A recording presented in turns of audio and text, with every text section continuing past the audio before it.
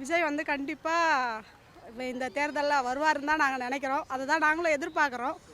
எங்களுக்கு வந்து விஜய் பிடிக்கும். நான் விஜயோட ஃபேன் தான்.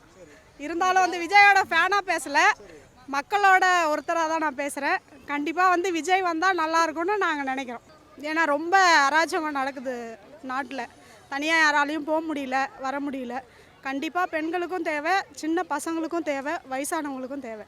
கண்டிப்பாக அவரோட இது வரணும் தான் நாங்களும் எதிர்பார்க்கிறோம். எவ்வளவோ படம் நடித்து சம்பாதிக்கலாம். அவருக்கு வந்து அந்த சம்பாதிக்கிற திறமை இருக்குது, நிறைய ரசிகர் இருக்காங்க. அதெல்லாம் விட்டுட்டு எதுவுமே வேணான்னு அவர் வந்து படத்தை விட்டுட்டு மக்களுக்காக வராரு. அப்போ வந்து மக்களுக்காக வரும்போது மக்கள் தானே அவருக்கு வந்து கை கொடுக்கணும்.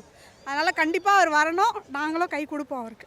எங்கள் வீட்டில் வந்து 3 ஓட்டு இருக்குது. 3மே கண்டிப்பாக அவருக்கு தான். அவருக்கு தான். நாங்கள் வந்து யார்கிட்டெல்லாம் பழகிறோமோ அவங்கக்கிட்டெல்லாம் கண்டிப்பாக சொல்லுவோம் அவருக்கு தான் ஓட்டு போடணுன்ட்டு.